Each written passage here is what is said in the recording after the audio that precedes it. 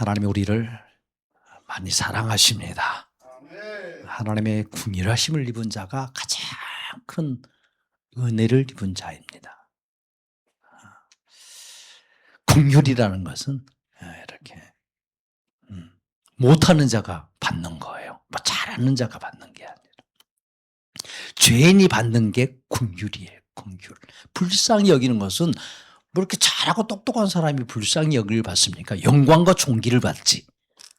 긍휼은 누가 받는 거예요? 부족한 자가 받는 거예요. 부족한 자가. 그러니까 세상에서는 이 긍휼을 받는 거 별로 안 좋아해. 그러죠?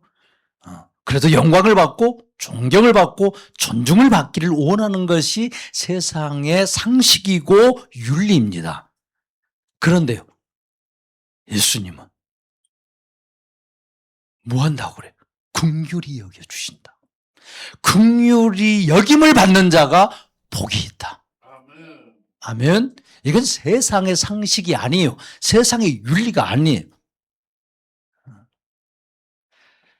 그러니까 하나님 앞에서, 예수님 앞에서 우리는 모두가 다 어떤 존재라는 거예요? 긍휼히 여김을 받아야 될 존재라는 거예요.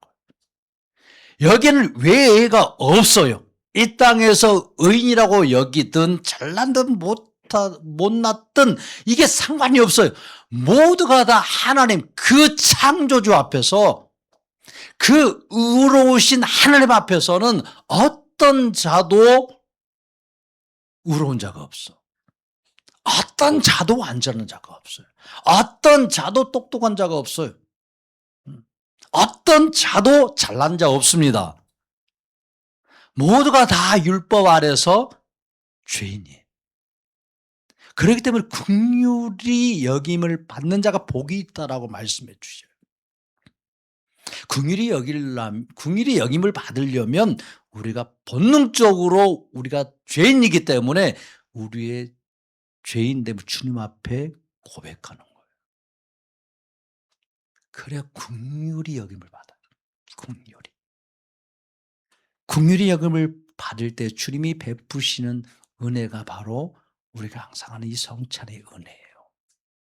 성찬의 은혜. 그래서 매주 예수님이 성찬을 모일 때마다 하라고 하신 이유가 있어요. 왜? 성찬이 매우 중요한 거예요. 성찬. 지금 이 시대는 성찬을 잃어버렸기 때문에 성찬을 이렇게 자주 하지 않아요. 1년에 2번 정도 하는 거예요. 많이 해요. 성찬. 초대교회는 성찬을 모일 때마다 했어요. 모일 때마다. 그게 원형이에요. 사실 그게 맞는 거예요. 왜? 이건 시대를 따라서, 시대와 어떤 환경을 따라서 변할 수 있는 게 아니에요.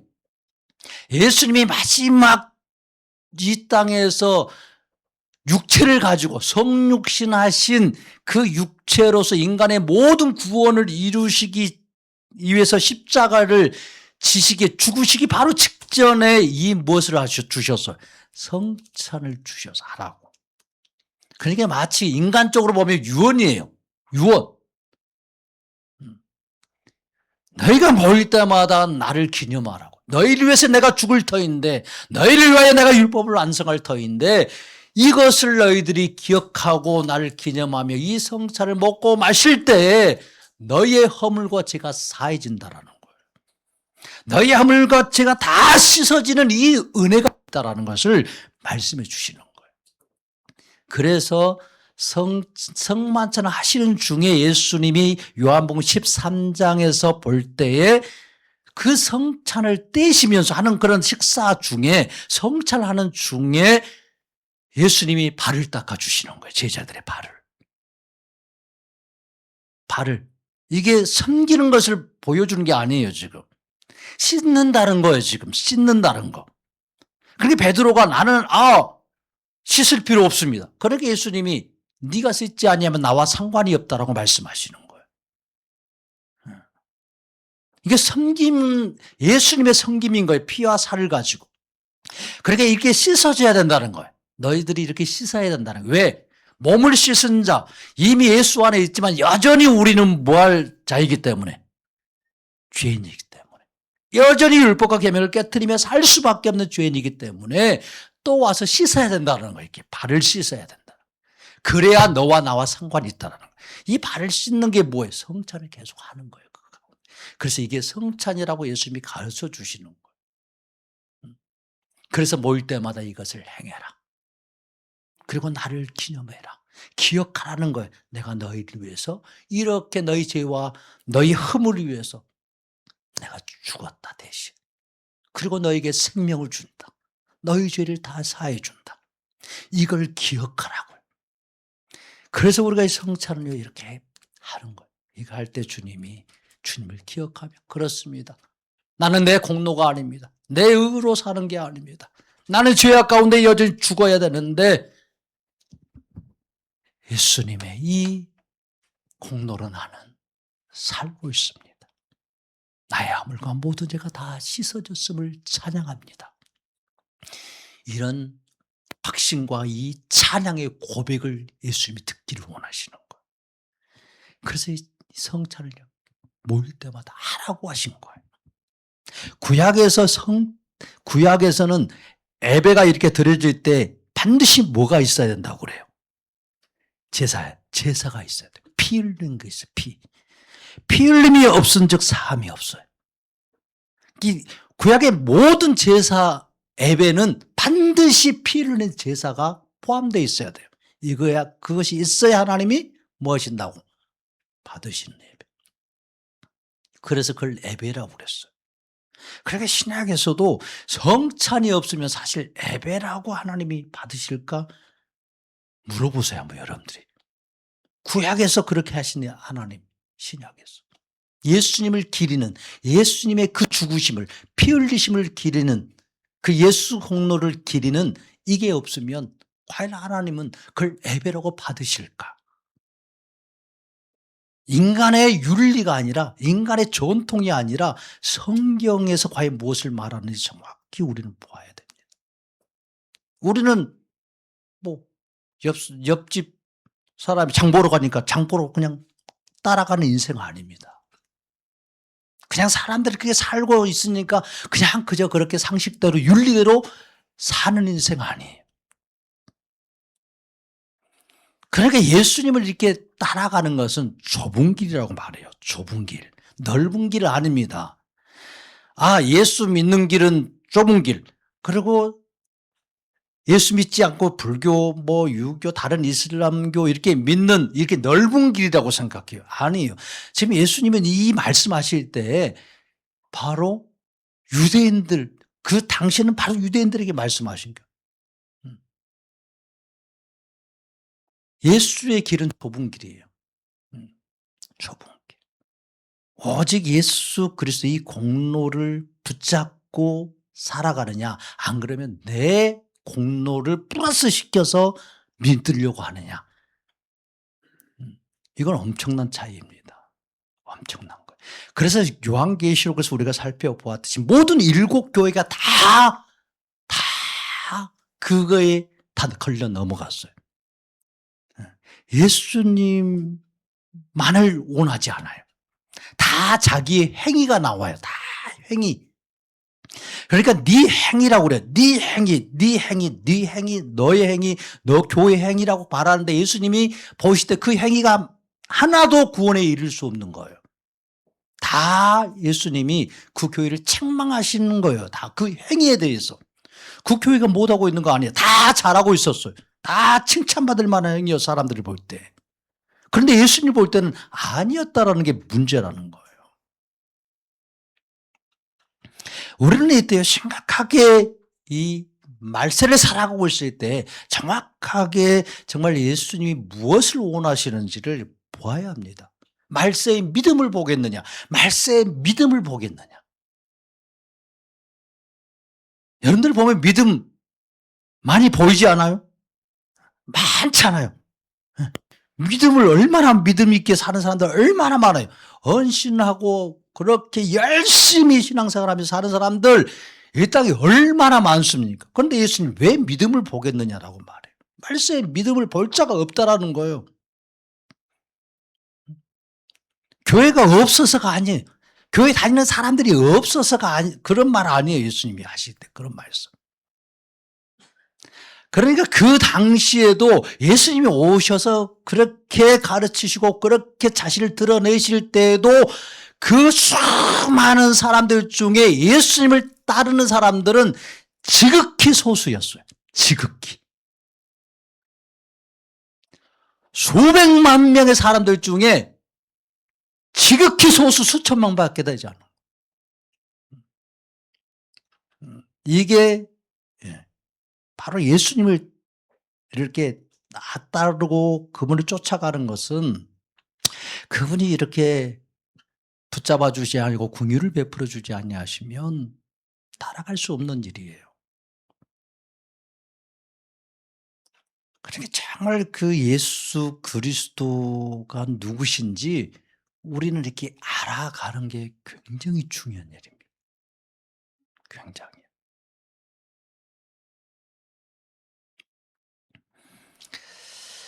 참 사람들은 누구나 태어나서요.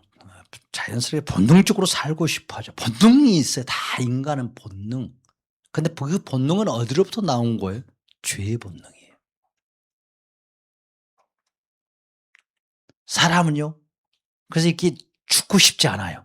죽을 운명이기 때문에 죽고 싶지 않는 거예요. 영원히 살 자로 창조되었다가 타락해서 죽음이란 게 찾아왔어요. 그러니까 죽어야 되는데 안 죽고 싶은 거예요.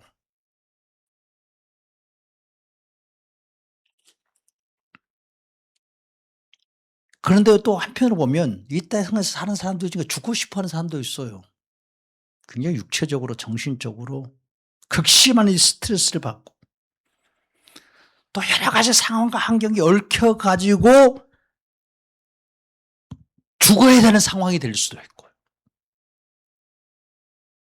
고통의 현실로부터 벗어나고 싶어서 죽고 싶은 마음을 가지고 있는 자들이 참 많이 있어요.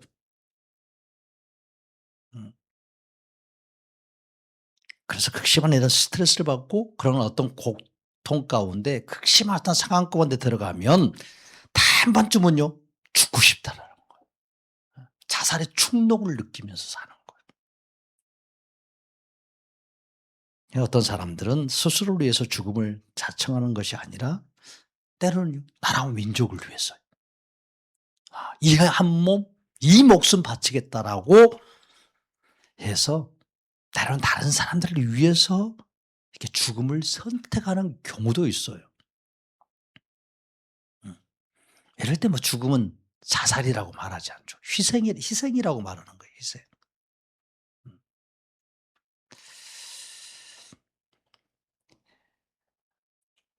그럼 뭐 그렇게 희생했다고 해서 하나님은 잘했다라고 칭찬해서 너는 희생했으니까 천국 들어와. 이렇게 말씀하지 않으신다는 거예요. 일반 계시 속에서 하나님은 다 은혜를 주셔서 이미 생명을 주신 것만도 은혜야. 이 땅에서 살아볼 수 있는 이런 삶을 주신 것만도 은혜인 거예요.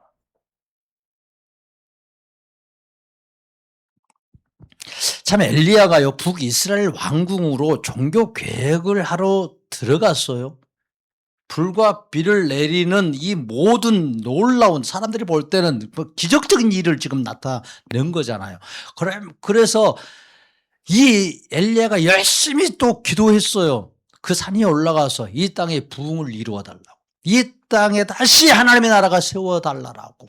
지금 말이 잡고 있었고 이세벨이 이 왕과 들어와서 이 북이스라엘을 완전히 하나님을 다 없애버리고 여호와의 제단을 다 헐어버리고 대신 바알과 아세라의 제단으로 다 바꿔버리는 이런 상황 속에서 이제 드디어 그 여호와 하나님이 누구신가 이걸 많은 백성들이 눈을 뜨고 보았어요. 하늘에서 불을 내리는 거예요.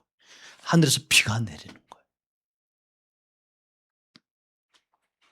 그래서 이게 들뜬 마음으로 엘리야가 성령에 충만해서 마차 앞에서 뛰어서 이스라엘 궁으로 들어가죠. 환대를 받을 줄 알았어요. 그런데 어떤 일이 났어요? 이세벨이 죽이겠다고 그런 거예요. 그래서 우리가 지난주에 바로 2주 전에 그런 말씀을 함께 나누었어요. 19장에 1, 2절 말씀이에요. 이런 죽음의 상황에서 정말 이 하나님의 은혜로 인하여서 보호하심과 그 인도로 인하여서 이 죽음의 상황에서 벗어납니다. 죽으면 탈출해요. 엘리야가. 여러분들 같으면 탈출하는 게 좋을까? 차라리 그곳에서 순교하는 게 좋을까? 아니, 선지자 정도 됐으면 이제 거기서 굳이 막 살려고 이랬었을까? 그냥 멋있게 죽여라 하고 순교한다고 순교자로 그냥 이름을 탁 새겼으면 더 아름답지 않았을까?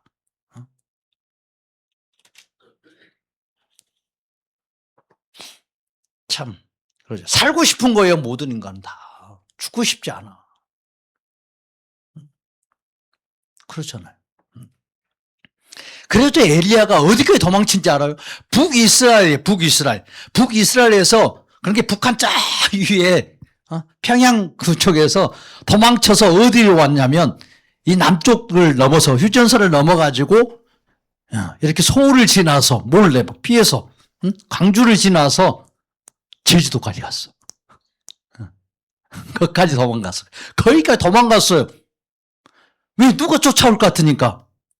이세벨이 죽인다고 그랬어요. 자기 신의 이름을 걸고 맹세하면서 죽이지 못하면 그 신이 누구를 벌할 거라고.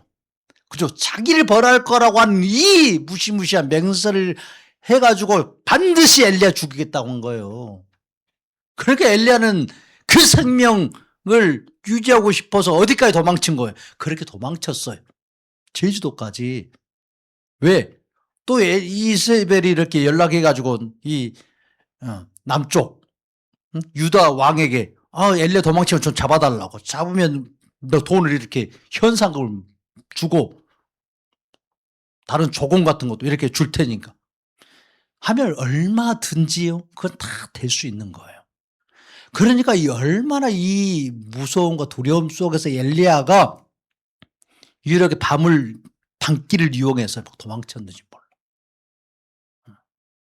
그렇게 성경은 말하고 있어요. 지금 쭉 이렇게 도망쳤다고.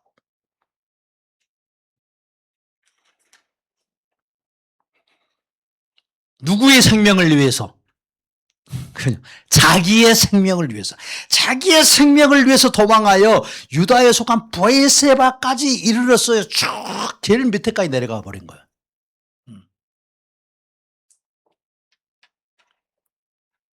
그렇게 도망쳤어요.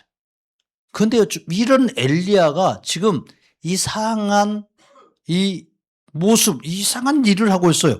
지금 엘리야가요, 그렇게 도망쳤어요. 살고 싶어서 도망친 거예요. 자기 생명을 위하여 도망친 이 엘리야가 갑자기 그 브엘세바에 도망쳤다가 그 자기 사환을요, 그곳에 머물게 하고 자신은 더 깊이 들어가요. 광야로.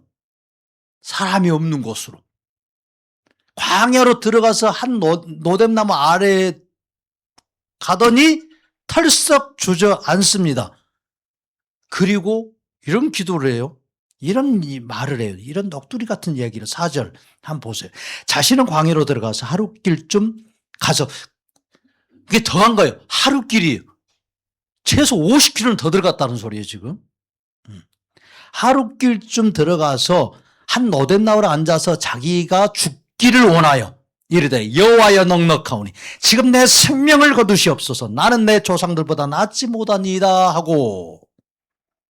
아멘. 아니 왜 이런 엉뚱한 짓을 하고 있어요? 지금 자기의 생명을 위하여 이 이스라엘 궁에서 이렇게 겨우 빠져나와서 그 먼 길을 자기 생명을 위해 도망쳐왔던 이 엘리야가 왜 갑자기 이러냐고요. 한 놈은 노뎀나무 아래서 자기가 죽기를 원하여 이르되 여호와여 넉넉하오니 지금 내 생명을 거두시옵소서. 여러분들 같으면 어떻게 기도할 것 같아요? 여러분들은 어떻게 기도할 거예요? 이런 상황이야 지금. 어떻게? 주여 이 상황을 반전시켜 주옵소서. 내가 지금 그렇게 비도 내리고 불도 내리는 이 놀라운 역사를 그렇게 이 땅에 행했는데 왜 나를 돌아보지 않냐 하십니까? 왜 나를 이렇게 이 처참한 광야까지 도망치는 비참한 인생 되게 하십니까? 주여 내게 능력을 주옵소서. 주여 나를 살려주옵소서. 내게 능력 주어서 다시 올라가서 저 이스라엘 땅을 바꾸게 하옵소서. 내가 조상들보다 못한 게 무엇이었습니까? 이렇게 기도했겠죠.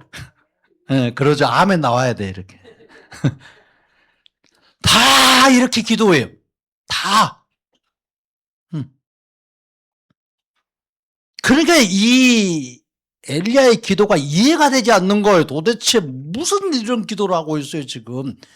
우리의 기도와는 정반대 기도하고 있어요. 하나님의 선지자라면 이렇게 기도해야 돼, 안 해야 돼? 안 해야지. 주여 내게 다시 주의 영을 부어주셔서 다윗과 같이 삼손과 같이 힘을 주셔서 이 땅에 부흥을 이루는 그런 전사로 나를 만들어 주옵소서. 할렐루야. 이렇게 기도해야 맞는 거예요, 지금. 오히려 힘 달라고 기도해야 될 판에 지금. 마치 보면요, 아주 이 엘리야가 깽판 덮고 있는 거야. 이제 하나님이 들어주도 않으니까 자기를 이렇게 내쳐버리는 걸 이게 이제 반항하고 있는 것처럼 보이잖아요. 이세벨을 이길 수 있는 그 힘을 주지 않고, 왜 나를 그 왕궁에서 환영해 주지도 않고, 이렇게 쫓아내 나를 죽이려고 하냐고. 반항하지 않겠어요? 박정님 그랬을까? 분노가 일었을까? 하나님께 분노가 일어나. 이세벨에게 분노가 일어난 게 아니야. 나를 돕지 않는 하나님이 싫은 거야. 하나님이 정말 내 앞에 있으면 한 방 탁 치고 싶은 이 마음이 드는 거예요. 이게 타락한 인간의 마음이에요. 타락한 인간의 죄성이에요. 이런 분노가 일어요. 여러분들 이런 분노가 없었다고요? 역시 솔직하시네. 주님이 불쌍히 여기시는 거야. 그걸 고백할 때. 마치 안 그런 척처럼. 마치. 그러니까 위선자라고 예수님이 바리새인과 서기관들이 책망하신 거예요.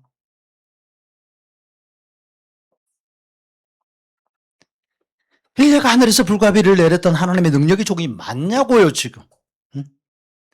엘리야 선지가 한심하게 이런 기도를 하고 있었다는 거예요. 도대체 하나님은 어디서 뭘 하고 계시길래 엘리야를 이런 상황에 놓아두시냐고요.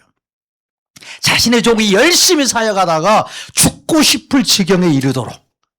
왜? 그분이 전능하신 하나님이라면 도와주셔야지. 전지하신 하나님이라면 이미 알고 너 죽일 것이니까 들어가지 말아라 가르쳐 줬어야지. 왜 그냥 내버려 주시냐고. 하나님께서 태초에 인간을 창조하셨고 그 인간에게 생명을 주셨어요. 모든 인간은요, 원숭이로부터 나온 게 아니에요. 아베바로부터 시작된 게 아닙니다. 진화론은 아닙니다. 하나님께 생명을 부여받은 처음 인간은요, 자신의 생명이 어디로부터 왔는지 정확히 알았어요. 내가 어떻게 만들어졌는지, 어떻게 태어나고 이 땅에 지금 존재하고 있는지 이 창조된 인간은요, 정확히 알고 그 하나님을 아버지라고 부르고요, 경배했어요. 찬양하고요, 섬겼어요. 존경했어요. 사랑했어요. 감사할 줄 알았어요.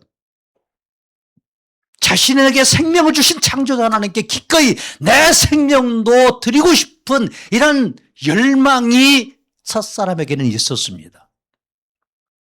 그런데 인간이요, 점점 자신의 생명을요, 스스로 다 주관하고 싶은 이런 타락한 마음이 들어와요. 하나님처럼 되고 싶은 거예요. 생명을 주관하고 싶은 거예요. 그래서 선악을 알게 하는 그 나무 열매를 따먹습니다. 하나님이 정해놓은 것 싫다라는 거예요. 그래서 선악과를 먹고 타락한 인간은요, 자신의 생명을 하나님께 드리는 것, 내 생명은 나의 것이라는 거예요. 이제부터 내 생명은 내 것. 이런 타락한 마음이 들어요. 그리고 내 생명 하나님께 드리고 싶은 마음 없어요. 예. 하나님이 내 생명을 지켜주면 지켜주든지 그렇게 해야 되지. 자신의 생명을요, 자신이 주관하고 심지어 다른 사람들과 피조물들이 자신에게 생명을 바치기를 원해요. 자기는 안 바치면서 바치기를 원하고요. 헌신하기를 원해요. 그런데요, 인간은 배신당해요. 그럴 줄 알았더니 뒤에서 칼을 꽂고 사기치고 맹수들에게 죽임을 당하고 비참한 일을요, 경험하지 않아야 될 이 비참한 일을 다 경험하게 돼요. 타락한 인간은 날마다 이 땅에서 더 이상 자신의 생명을 주시고 보호해 주실 그 하나님을 다 잃어버렸어요. 그래서 날마다 닥쳐오는 여러 가지 어려움과 고통 속에서 자살의 중독을 느끼면서 그냥 죽어버리고 싶고 죽고자 하는 마음이 밀물처럼 들어오면서도 또 죽음의 이기에서는 어떻게든 살려고 발버둥 치는 거예요. 또.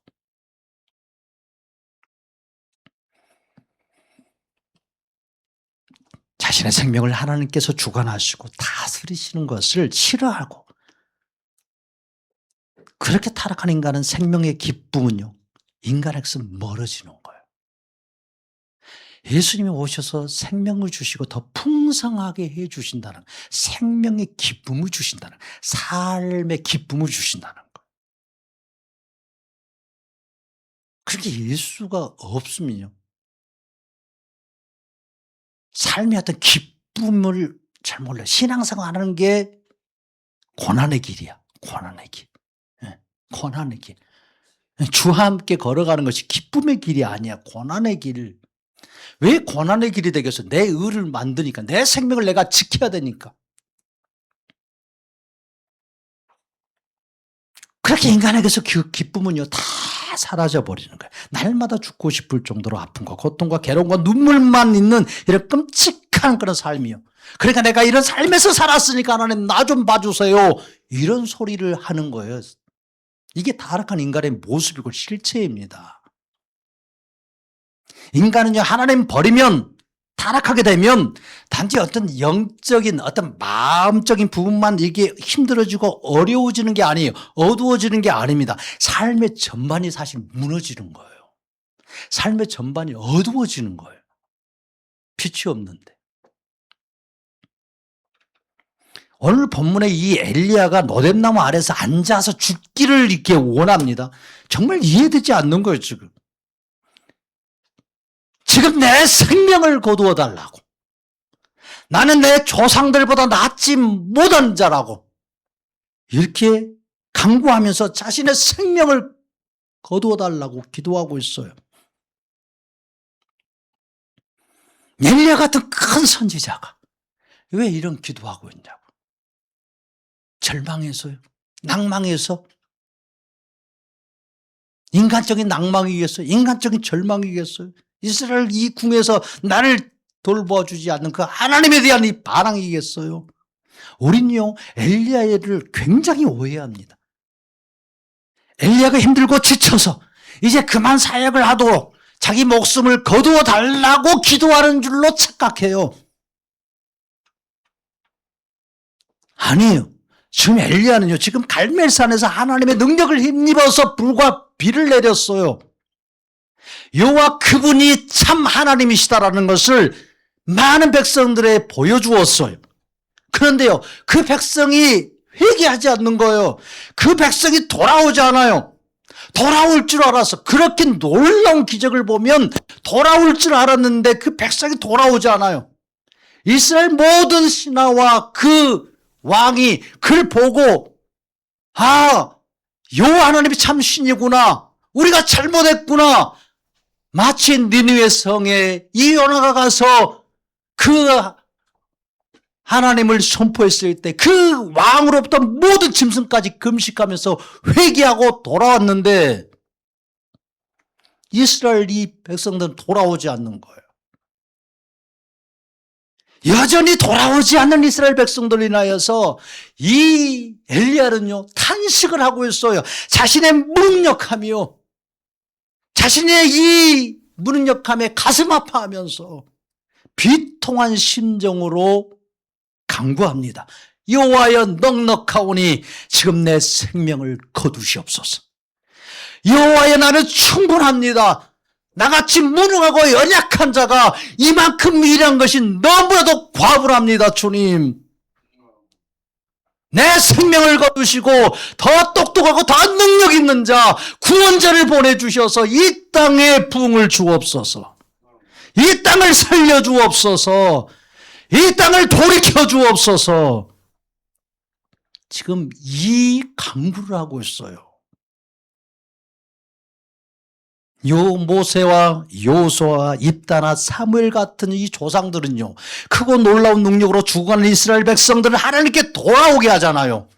회개해서 그 백성들이 깨닫고 돌아와서 하나님을 섬기는 그런 일들을 그 시대마다 했잖아요. 다시 그래서 하나님 살려주고 부흥을 맛보는 그런 놀라운 역사를 행하였지만 자신은요, 거기에 한참 미치도 못하는 그런 무능력한 자라는 거. 그러니까 나를 죽여서라도 이 백성들을 살려달라고, 이 백성들의 죄악을 다시 보지 않게 해달라고 이렇게 탄식하면서 이스라엘 백성들의 영혼을 위하여서 간구하는 거예요. 지금 이게 엘리야의 지금 기도입니다. 엘리야의 탄식하고 간구는요, 자신의 인생이 힘들어서 이제 못 해먹겠다, 이제는 못 해먹겠어, 내가 해볼 만큼 해봤어, 이런 절망, 이런 탄식 아닙니다. 그래서 내가 지쳐서 너무 힘들어 죽겠어, 지쳐서 죽여달라고, 지금 노랫나무 아래에서 나를 죽여달라고 그런 자의하는 그런 어리석은 기도요, 엘리야의 기도 아니에요. 엘리야는 지금 자신을 죽여서라도 완악한 이스라엘 백성들이 죄악으로 하나님을 거역하는 그 일을 다시 보지 않게 해달라고, 그 이 백성을 다시 돌이켜달라고 간청하는 이 놀라운 간구를 하고 있어요. 이게요, 갈멜산 위에서 그 비를 내리고 지중해에서 비가 내리기를 원하면서 구름이 뜨는 것을 보면서 기도했던 그 내용이라고요. 이 땅에 부흥을 주옵소서. 이 땅이 돌이켜 다시 하나님을 찾게 하옵소서. 엘리야가 불을 내리는 기도한 적이 없다고 했어요. 비를 내리는 기도 한 번도 하지 않았어요.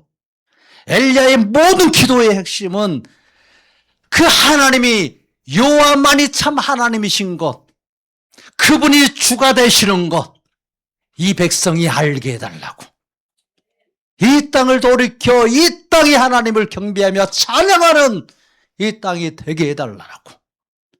이것이요, 엘리야의 처음부터 끝까지 줄기찬 기도였어요. 표면만 보고 비 내리고 있구나, 하늘에서 불 내리는 기도하고 있구나, 아니에요. 구약은요, 어떤 사람의 어떤 녹두리, 인생의 어떤 힘든 녹두리를 이렇게 기록하는 책이 아닙니다. 성경은 누구에 대한 기록이라고? 예수님에 대한 기록이라고. 이 성경은 나에 대해서 증언하는 것이라. 너희가 성경을 읽고 연구하고 상고한 것은 영생을 얻기 위한 것인데, 이 성경은 바로 나에 대해서 기록한 것이라. 요한복음 5장 39절에 예수님이 정확하게 가르쳐줘요. 성경을 읽고 있는 그들에게. 영생을 얻으려면 이 성경에서 계시하고, 구약의 그 다윗이 계시해주고 엘리야가 계시해 주었던 나에게 오라고 지금 예수님이 말씀하시는 거. 구약은요, 앞으로 오실 예수님이 어떤 사역을 하고 어떤 모습으로 이 땅에 오셔서 행하시고 구원을 이룰 것인지 아주 세밀하고 세세하고 아주 구체적으로 기록해 놓고 있어요. 예수님이 오셔서 무슨 말씀도 하실 것인지, 예수님이 어떤 행동을 하실 것인지, 예수님이 어떤 기도를 하실 것인지, 예수님이 어떤 기적을 베푸실 것인지 다 성경은요, 구약에 다 숨겨놓았어요. 그래서 성경을 이루셨다라고 말해요. 그분이 오셔서 성경대로 오셨고 성경대로 사셨고 성경대로 이루셨다라고요. 예수님이 사신 것이 다 이루어진 거예요, 구약이. 근데 구약을 설교하면서 그런 예수님을 말하지 않아요. 예수님이 이룬 것에 대해서 한마디도 얘기하지 않아. 그리고 역사 얘기를 하고 있어. 뭐 이스라엘 얘기를 하고 있어. 거기서 무슨 생명이 있겠냐고. 생명은 예수 그리스도입니다. 예수 그리스도를 알 때 생명이 있어요. 이스라엘 역사를 한다고 생명이 있는 거 아니에요. 아브라함 한다고 생명이 있어요. 아브라함의 생명 주는 거예요. 아니에요. 다윗의 생명 줘요. 아니에요. 다윗을 통해서 나타나신 예수님이 생명입니다. 그래서 다윗도요. 나의 구원의 하나님, 구원자 예수를 계시하고 믿음으로 구원을 얻었어요. 아브라함도 마찬가지요. 히브리서 11장은 정확하게 이걸 말씀해 주고 있잖아요. 그리고 오늘 본문은요, 예수님께서 자신의 이 목숨을 버려서요, 수많은 자들을 살리시기 위한 이 기도를 들으신다는 거예요. 예수님이 겟세마네 동산에서 그런 기도를 왜 들으시냐고요. 왜? 성경을 이루시기 위해서, 성경을 응하게 하시려고. 예수님은 성경을 응하게 하신다는 말씀이 복음서에 많이 있어요. 몇 번 나오지 않아요. 그럼 이 구약이 이루어질 때마다 응하게 하려면 응하게 이렇게 하셨겠어요? 다 그렇다는 것이 미리 샘플들을 보여주면 다 그렇다고 그걸 볼 줄 알아야지. 그러니까 예수님이 구약에 없는 일을 하면요, 그분 구원자 아니에요. 구약에 정확히 계시된 대로 그것을 완벽하게 이루었기 때문에, 성취하셨기 때문에 그분이 구원자가 되시는 거예요. 이 땅에서 자신이 구원자라고 뻥치는 사람들은요, 성경을 이룬 자가 구원자지 무슨 이만희가 구원자냐. 뭐 이만희가 다 성경을 이루었어? 뭐 정병석이가 자기가 구원자라고 예수라고 다 이루었냐고. 이 말씀을, 구약의 말씀들을 다 이루었냐고요. 다 성취했냐고요. 다 뻥이라니까요. 여러분, 그러니까 이 구원자의 개념도 모르는 거예요. 성경은 정확하게요. 성경대로 오셨고 성경대로 사셔야 되는 거예요. 성경을 이루셔야 돼요. 이거만 딱 들어도 구원자가 아니라는 게 바로 나오는데.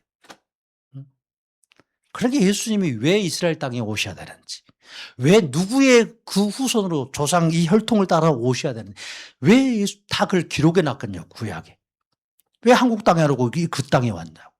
다 성경에 기록되어 있기 때문에 그러는 거죠. 그러니까 정말 이 십자가의 죽음으로 걸어가시는 그 예수님을 계시해 주기 위해서 성경은요, 이 구약은 다 기록해 놓고 있어요. 이 땅에 오신 예수님도 이처럼 이 땅에서 사역하실 때, 그럴 때면 자신이요, 죽어야 될 자라고 그러는 거예요. 마치 죽어야 된다는 거예요. 자기가 죽어야 된다라고. 아니, 살아라도 부족한 분이 왜 죽어야 되냐고. 그러니까 사람들이 오해한 거예요. 자살하려는가? 응? 이제 진짜 힘들게 이제 비난받고 가난해지고 다른 자들도 뚝뚝뚝 떨어지고, 초창기 예수님이 사람들이 엄청 몰려들었다가 예수님이 누구신가를 이렇게 계시해 주기 시작해요. 하늘에서 내려오면 내가 만나다, 떡이다, 음료다, 이런 말을 하기 시작할 때부터 사람이 뚝뚝뚝뚝 떨어져요. 예수님 안 쫓아다녀. 다시 바리새인과 서기관들의 설교 들으러 다 갔어요. 예수님은 안 쫓아왔어요. 그러니까 하물며 제자들에게도 예수님이 뭐라 했어요? 너희도 가려느냐. 다 갔단 소리예요. 다. 예수님이 자기가 누구인지를 이렇게 드러내기 시작하니까 예수 다 떨어졌어. 다. 누구마저 떨어지려고 했어? 제자들마저 떨어지려고 했어요. 제자들마저. 그러니까 예수님이 은혜를 주시니까 제자들에게 너희도 가려느냐? 이게 무슨 말이야? 베드로 가고 싶어서 안 가고 싶어서? 가고 싶었어. 응? 가고 싶은 마음이 커. 이러다가 내가 지금 예수님 따라다니면서 전 재산 다 다 포기하고 그냥 예수님 쫓아왔는데 별 볼 일 있을 것 같아, 없을 것 같아? 없을 것 같아. 선택 잘해야 되는 거. 지금 이 순간 선택의 순간인 거 지금. 아, 빨리 예수님 손절하고 다시 가야 되겠다. 다시 니고데모 선생님 밑으로 들어가야지. 다시 바리새인 선생 회당장으로 다시 들어가야 되겠다. 이런 마음이요. 이렇게 막 차올랐어요. 베드로에게도. 요한에게도. 제자들 사이에 막 그러는 거예요. 이대로 갔다가는 우리도 다 끝이다. 이야기가 아니에요. 현실인 거예요, 지금. 그래서요, 예수님이 은혜를 부어주시는 거예요. 너희도 가려느냐? 이건요, 그들의 마음이었어요. 다 아시잖아요. 근데 주님이요, 그들의 마음을 붙잡아 주시는 거예요. 그들의 마음을. 베드로가 그렇게 배신하고 욕하고 예수님 모욕해도 예수님이 그 마음을 붙잡아 주시는 거예요. 죽지 않게. 가룟유다처럼 자살하지 않게. 붙잡아 주어 살려주시는 거예요. 그러니까 예수님이 그런 은혜를 부어주시니까 이 베드로가 그때 생명의 말씀이 주께 있사오니 내가 어디로 가리이까. 이런 자기가 하고 싶지도 않은 말을 뱉는 거야. 이렇게 생각지도 않는 말을 뱉어. 누가 하도록? 그저 하나님의 영이, 주의 영이 그 입술을 붙잡아 주시니까. 주는 그리스도시요 살아계신 하나님의 아들이십니다. 베드로가 하고 싶지 않는 말이야. 누가 가르쳐줘서? 정확히 성경을 가르쳐줘요. 이게 베드로의 고백 아니라고. 성령이 알게 해서. 성령이 너의 입술을 주장해서 고백하게 했다라고. 그러니까 우리의 모든 고백은 누구의 은혜예요? 예수님의 은혜. 예수님의 공로이지 그 어떤 것도요. 우리가 아무리 선한 일하고 아무리 의로운 일하고 아무리 헌신해도 누구의 은혜로 하는 거예요? 예수님의 은혜로요. 예수님의 은혜로. 그러니까 하물며 예수님이 네가 무슨 일 할 때마다 공급하시는 힘으로 내가 주는 힘으로 하는 것처럼 하라고 까지 하는 거예요. 그렇게까지 말씀하시는 거예요. 그 알라고.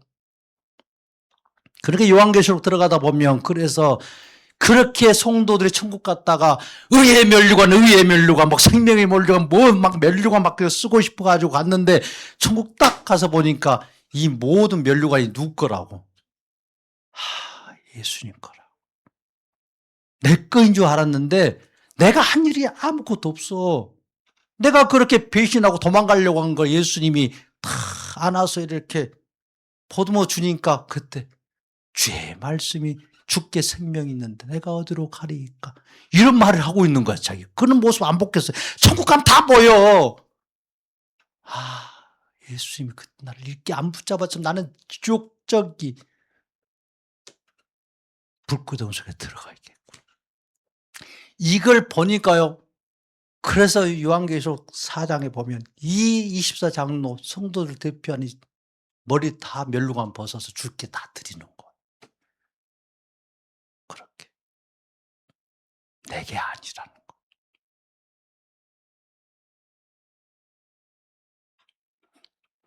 그러니까 이 엘리야도 이걸 다 깨달았어요. 구원자가 오셔야 된다. 구원자가. 그러니까 예수님이 오셔서요 계속 죽는다고 얘기해요. 죽어야 된다고. 내가 죽어야 된다. 이 땅의 사람들은 내가 살아야 된다고. 내가 살아야 된다고. 정치인도 내가 뽑아주면 다 바꿔버리겠다고 새로. 다 이런 얘기예요. 예수님은요. 그런 말씀 안 하시고. 요한복음 10장 17절은 내 목숨을 버리는 것은 내가 목숨을 버린다. 그것을 내가 다시 얻기 위함이다.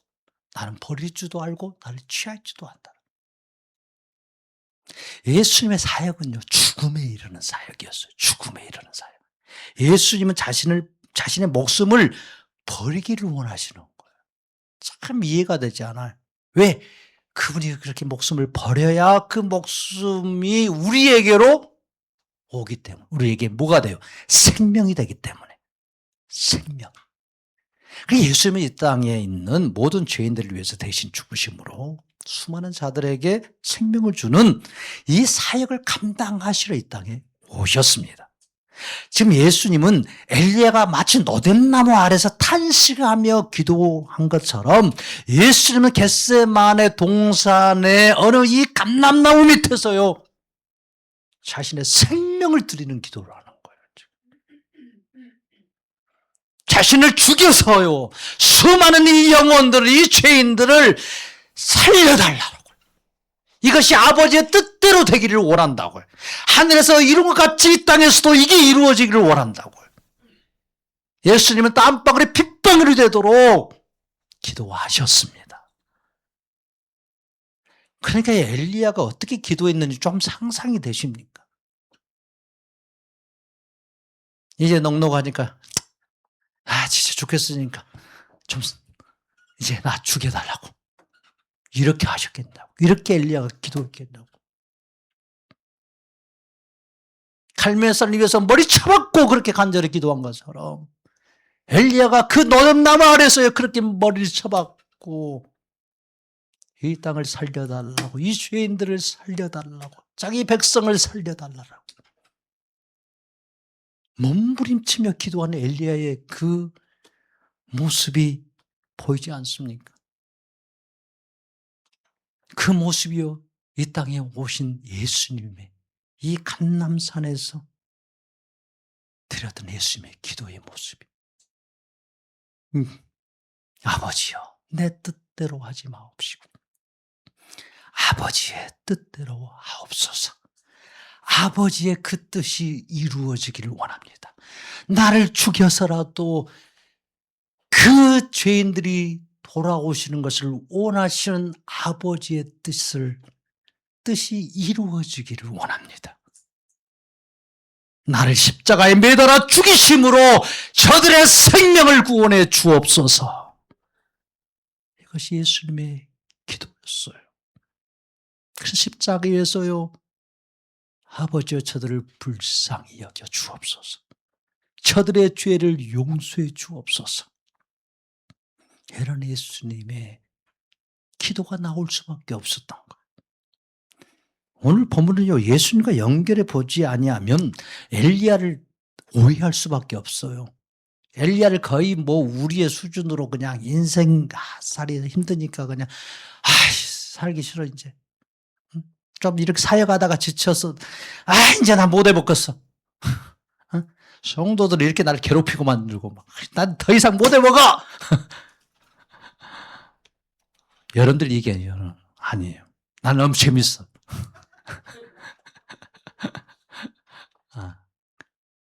이런 기도라고 착각한다는 거예요. 이런 기도라고.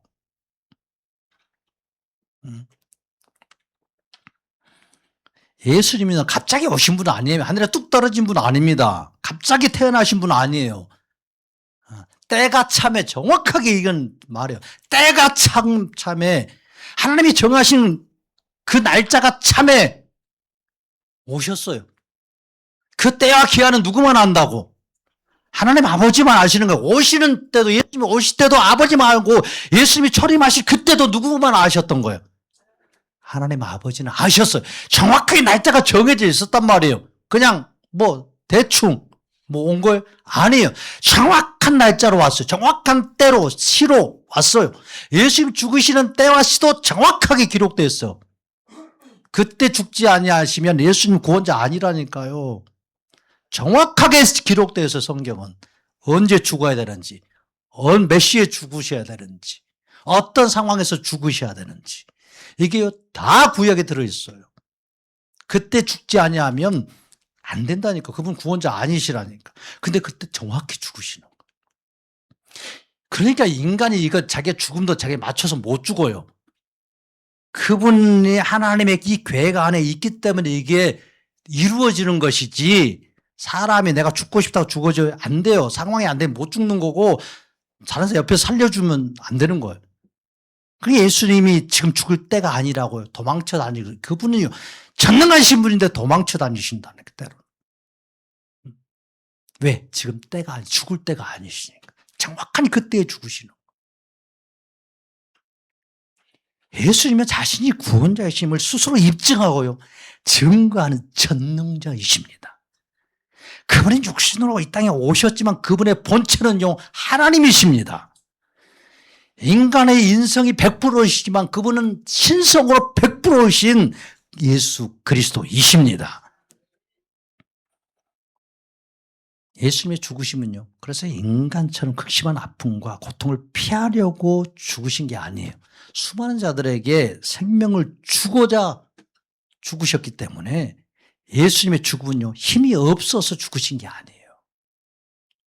힘이 없어서 잡혀 건강 몽쳐 칼을 들고 와서 그래서 무서워서 잡히신 게 아니라는 거. 모든 자를 살리시기 위해 기꺼이 자신을 내어주시는 죽음. 고귀한 희생의 죽음. 이 희생으로 우리는 영원히 사는 자가 되었습니다. 그런데 이런 예수님을 모르니까 고귀한 희생의 죽음을요, 이렇게 말씀하셔도 사람들은 예수님 자살하려고 하는 것보다 이제 도저히 가난해서 힘들고 쫓아다니는 사람들도 없고 먹을 것도 여의치 않으니까 이제 죽으려는 거 보구나. 그렇게 진작 우리 밑으로 들어왔어야지. 뭐 잘났다고 저렇게 혼자 그러냐고. 이게 모든 대제사장과 바리새인들의 생각이었어요. 그러니까 유대인들조차도요, 그가 말하기를 내가 가는 곳에 너희가 오지 못하리라 하니 자결하려는가 보다, 이런 생각하는 거예요. 십자가의 그 죽음의 길 너희들은 올 수 없다라고 말씀하시는데도 못 알아먹고 그냥 살기 힘드니까 자살하려고 그러는 거.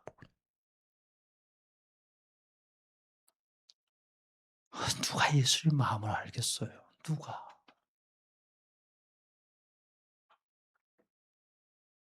그러니까 예수님이 막 이렇게 죄인들을 사랑하셔서 행하는 모든 일들을 보고도 그렇게 막 비난하고 모욕하고 조롱하고 초수하고 비웃고, 사실 그게 우리의 모습인 거예요. 우리의 모습. 타락한 나의 정체성.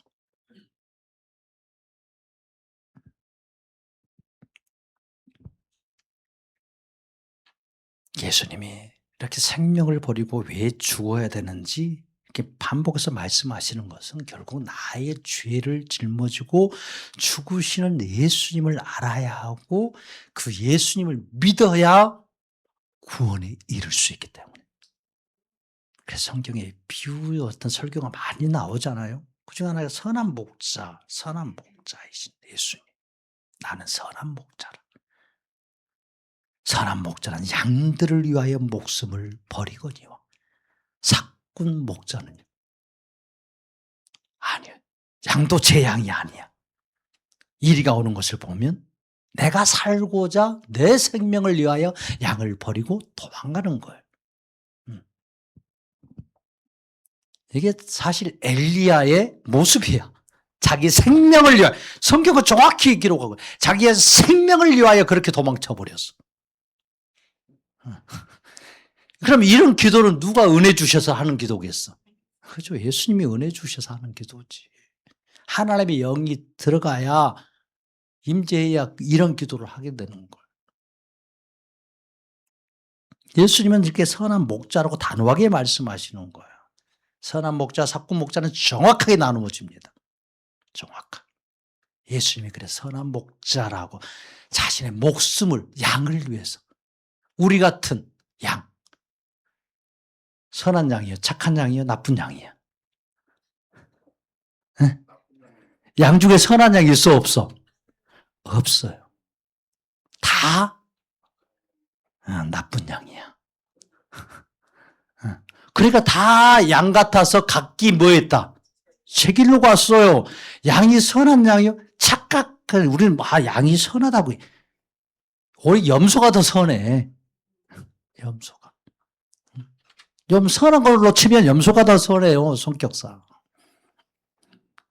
한 번씩 뒤집어 봤기 때문에. 그렇지. 근데 양은 맨날 딴 데로 가는 거야. 맨날. 보이도 안 해. 앞을 보이도 안 해. 어디 있는지 몰라. 혼자 다녀. 혼자 그냥. 각기 그냥 자기 가고 싶은 대로 가는 거야. 가고 싶은 대로. 그러니까 양이 주인이 그냥 쫓아다니면서 잡아들이고 확 말로써 이렇게 목소리 들려줘야 좀 듣고. 그러니까 나는 나쁜 양이다, 선한 양이다. 다 여러분, 나는 선한 양이라고 착각하고 있었어. 그래서 나는 그래도 선한 양이라고. 나는 철저하게 나쁜 양이야. 선한 목자 때문에 살고 있는 거야. 선한 목자이신 예수님 때문에 내가 오늘 살고 있는 거지. 안 그래서는 다 딴 데 가고 있어. 지금 다 딴 데. 딴 데 가고. 선한 목자예요. 그 양을 위하여서 기꺼이 자신의 목숨을 버리면서까지 양을 구하는 거예요. 양을. 그래서 우리가 사는 거예요. 나쁜 양인 내가 살고 있는 거예요.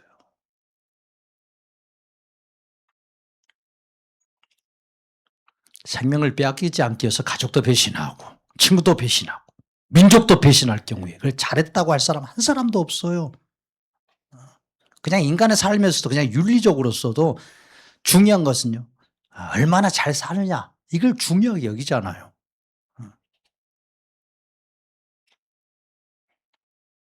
예수님은 자신의 어떤 유익과 자신의 만족을 위해서 자신의 생명을 연장시키기 위해서 사신 분 아니에요.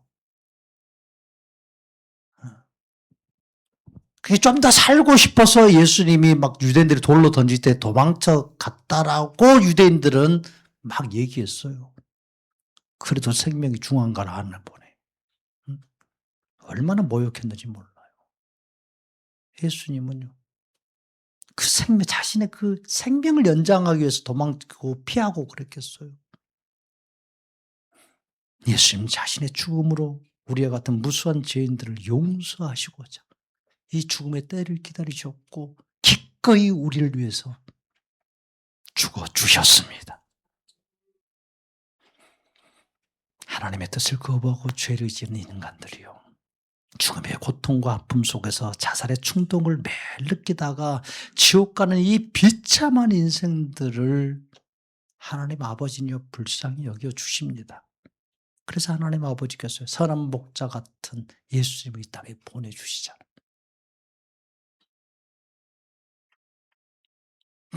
매일매일 역사하시잖아요. 성육신하신 예수님으로 하여금 타락한 인간들을 위해서 생명을 내놓고 인간들이 죽어야 될 그 죄악을 예수님이 대신해서 그 모든 죄악을 다 짊어지고 그 죽음에 이르도록 까지 역사해 주신 하나님 아버지의 그 사랑이요. 그 은혜요. 한량 없습니다. 한량 없어요. 그러니까 이 땅에 예수님이 인간으로 오셨기 때문에 하나님 그분을 아버지라고 부르셨던 거예요. 이 땅에서는. 동등하신 분이신데도 불구하고. 그리고 아버지의 뜻이 이루어지기를요. 충성스럽게 아버지의 뜻을 행하신 거예요.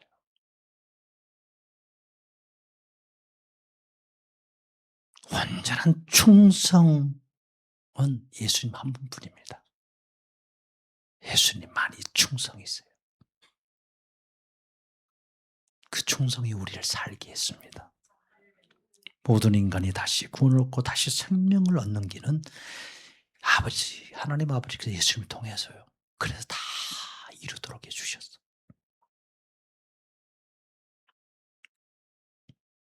엘리야가 이스라엘 백성들이 하나님께 돌아오도록 자신의 생명을 희생하기를 원했어요. 이게 엘리야의 그냥 마음이었겠어요. 엘리야는 왕국에서 빠져나와서 자기의 생명을 위해서 살고 싶어서 그렇게 멀리 왔는데 그렇게 도망쳐 왔는데 근데 갑자기 엘리야가 이런 기도를 하는 거예요. 엘리야는 자신이 살기 위해서 백성들을 버린 그런 거짓 선지자가 아닙니다. 차라리 자신을 죽여서라도 더 이상 이스라엘 백성들의 죄악을 보지 않게 해달라고 간절히 눈물로 탄원하며 간구하는 이 엘리야야말로 참 선지자이고 선한 선지자입니다.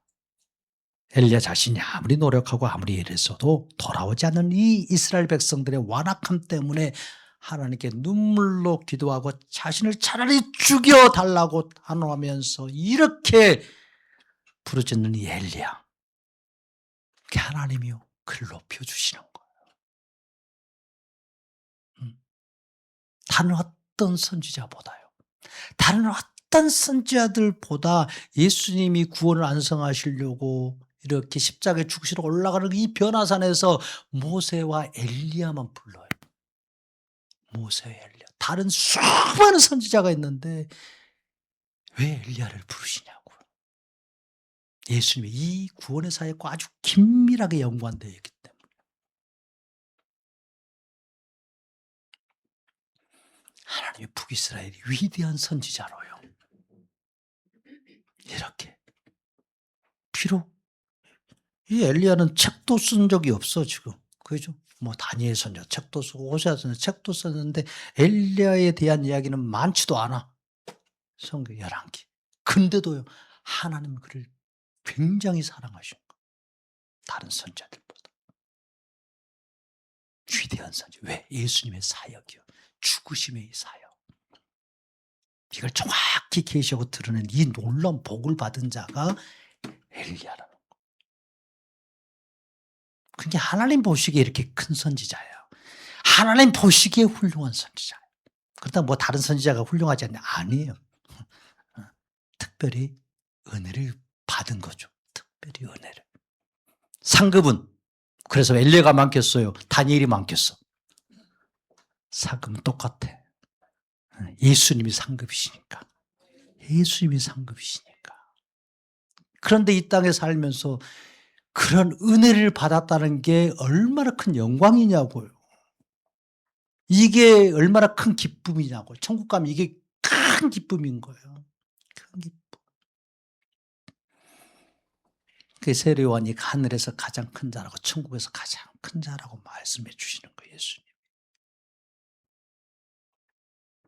자기를 드러내시니까. 오실 구원자에 대해서 예수님이 정확하게 세례 요한이 드러내잖아요. 세상 죄를 쥐고 가는 하나님의 어린 양이로다.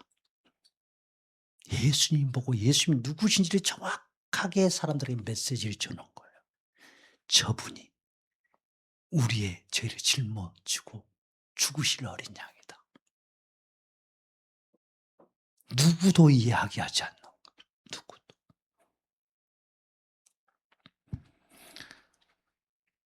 그러니까 엘리야 선지자는 죽음을 불사하는 이 기도요. 결국 이 땅에 오실 예수님의 예표적 모형이 되는 이 커다란 영광을 얻는 거예요.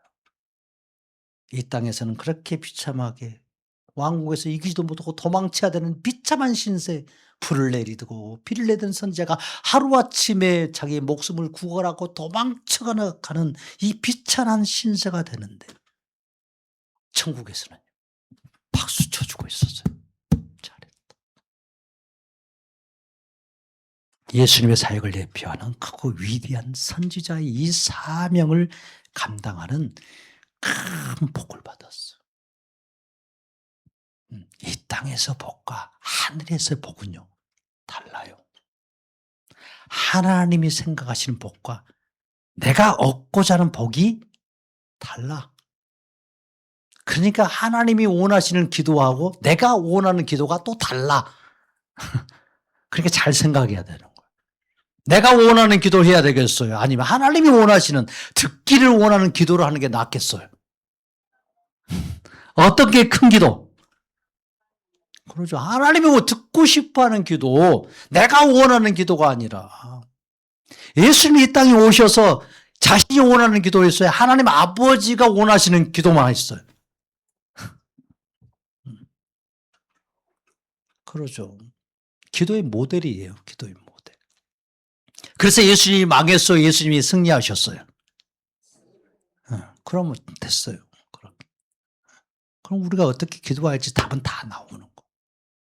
살려달라고 기도해야 되겠어? 죽여달라고 기도해야 되겠어? 자, 여기는 또 심각해지는 거야. 죽여달라고, 살려달라고 기도해야 되는 거 아니야? 살려달라고? 죽여달라고 기도해야 되겠어? 살려달라고 기도해야겠어? 어떻게 하면 하나님이 살려주실까? 살려달라고 기도하면 살려주실까? 죽여달라고 기도하면 살려주실까? 아버지의 마음이 무엇일까? 잘 생각해 보세요. 다음 주에 얘기해 주세요, 여러분들. 한 주간 동안 주님께 물어보고, 살려달라고 기도해야 됩니까? 죽여달라고 기도해야 됩니까? 어찌할 때 살려주시겠습니까? 기도해 보세요. 주님이 뭐라고 말씀하시는지.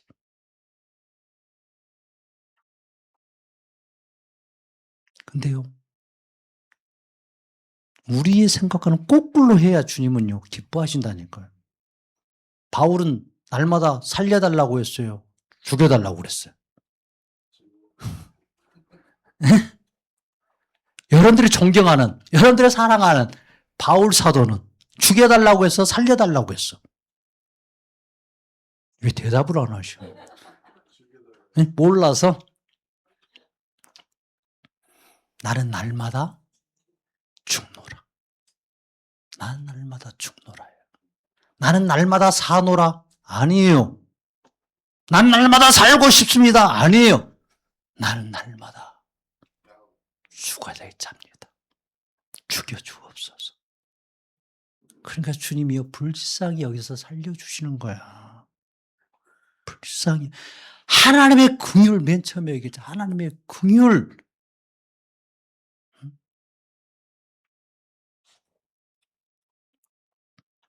죽여달라고 하면요, 잘 못 죽이는 거야, 오히려. 그러죠. 막 살려달라고 해. 나 잘못한 놈이 막 살려달라고 그래. 살려주고 싶어? 죽여주고 싶어?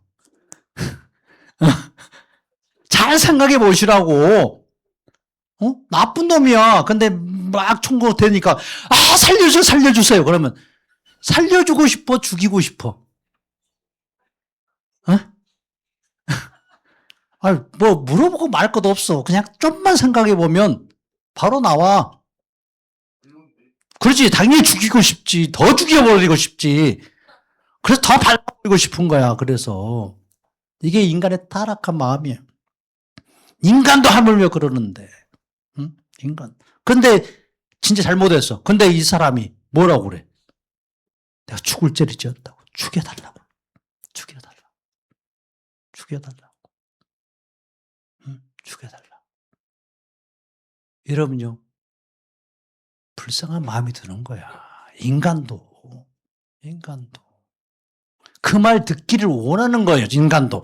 사람도, 부모도 그 말 듣기를 원하지. 안 그래요? 응? 자식들, 그 말 듣기 원하는 거예요. 근데 왜 하나님 앞에서는 하나님의 마음을 모르냐고. 하나님 마음을.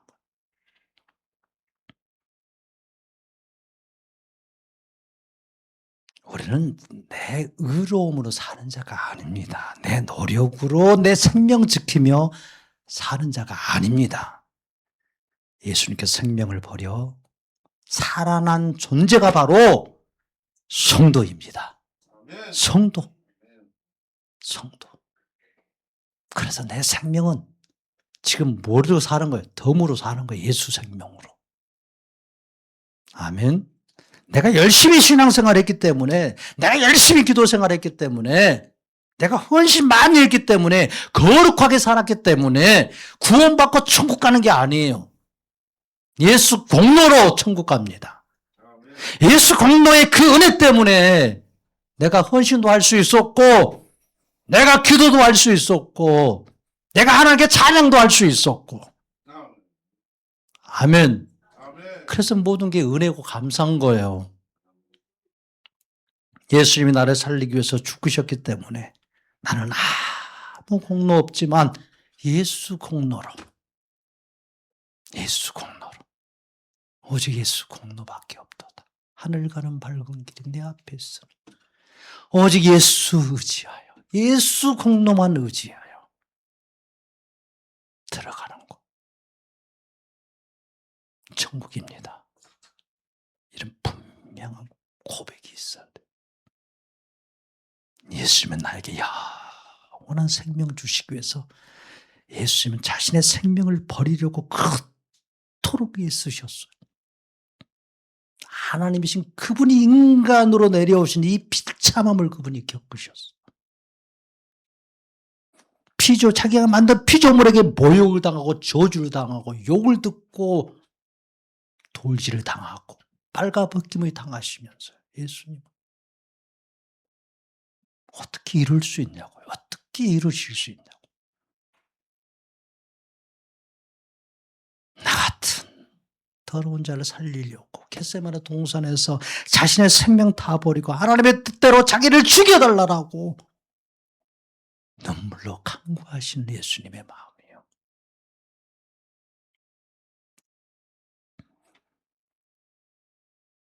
우리 따라 하시오. 나는 예수님의 공로로 다시 영원히 살도록 은혜 받은 자이고 복을 받은 자입니다.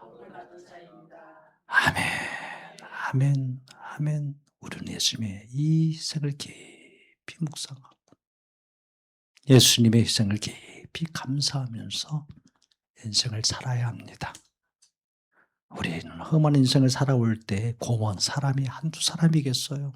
나를 도와준 사람이 한두 사람이 아닙니다. 고마운 사람, 눈물겹게 정말 고마운 사람들이 있어요. 내가 배고플 때 밥 한 상 차려주고, 내가 사업이 이렇게 망하고 힘들었을 때 선뜻 이렇게 돈을 내어주어서 이렇게 다시 좀 재기할 수 있도록 해주신 분도 계셨을 테고, 내가 가장 절망하고 마음이 무너질 때 찾아와서 위로해 주는 사람도 있었을 테고,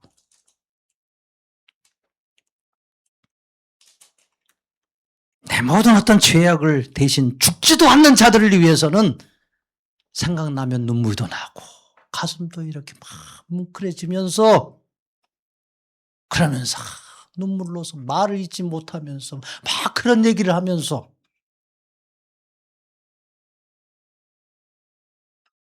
정작 나의 더럽고 추악한 영원히 지옥에 들어가야 마땅한 자인 나 같은 자를 살리시려고 예수님이 그렇게 희생하고 그렇게 고난을 당하고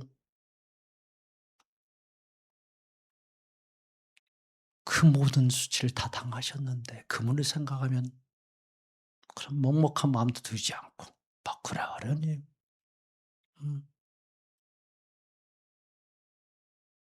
눈물은 다 메말라 버리고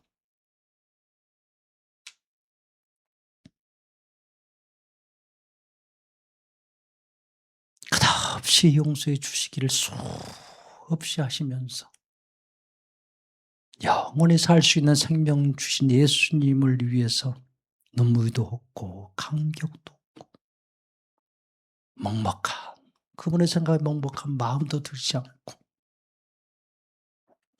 이것이 타락한 나의 죄성이고 우리의 모습이지 않습니까?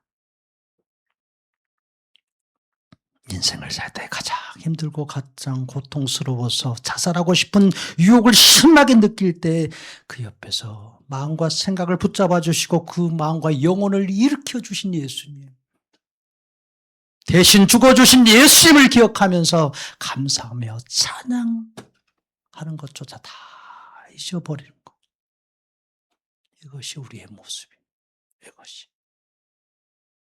이것이 이 시대를 사는 영적 성도의 현 주소라는 것.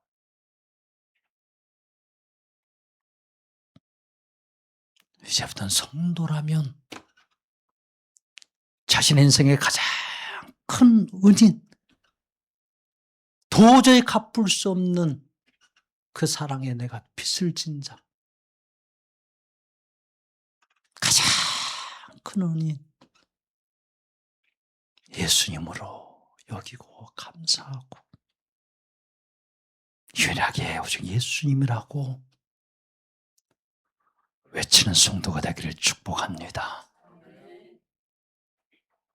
내 인생에 수없이 고비가 올 때마다 누군가를 통해서 바로 그때 그 상황을 통해서 구체적으로 그 도와주신 분이 바로 예수님이라고요. 예수님이 그 사람을 통해서 예수님이 해주셨구나.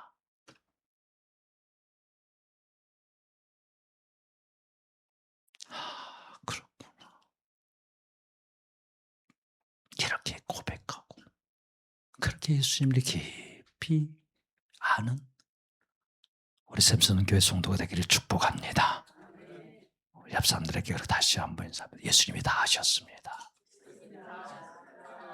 예수님이 다 하셨습니다.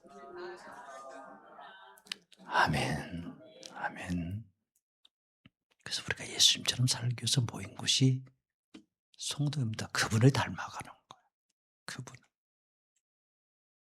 그래서 교회에서 우리도 우리 자신을 나를 살기 위해서 나를 살기 위해서 사는 게 아니라 교회를 살리고 성도를 살리기 위해서 내가 죽는 거예요. 내가 죽기를 원하고 죽는 기도도 하면 주님이 얼마나 기뻐하시겠어. 가정에서도 내가 죽는 거예요. 그래서 가족을 살리는 거. 그런 살리시는 예수님을 만나면 얼마나 좋겠어요. 그래서 예수님이 이렇게 사랑하시는 교회, 사랑하시는 가정 만들어갈 수 있기를 축복합니다. 죽어는 저 형제를 저 영혼을 살려달라고 탄원하고 간구하는 자. 이것이 부흥을 먼저 맛보고 살아가는 바로 우리 샘슨교회 성도요. 교회입니다. 주님이 부흥을 선포하셨고 6년째 가고 있어요. 이렇게 예수님의 마음으로 우리가 간구할 때 부흥 5년부터 더 큰 은혜를 주신 예수님. 부흥 6년 때 더 놀랍게 부흥을 이루어 가십니다. 그분이 더 강하고 크게 강렬하게 나타나시는 것. 이게 부흥입니다. 그래서 예수님의 마음으로 충만하고 예수님을 깊이 아는 자리 더 많아져가는 그런 교회, 그런 성도가 되기를 축복합니다.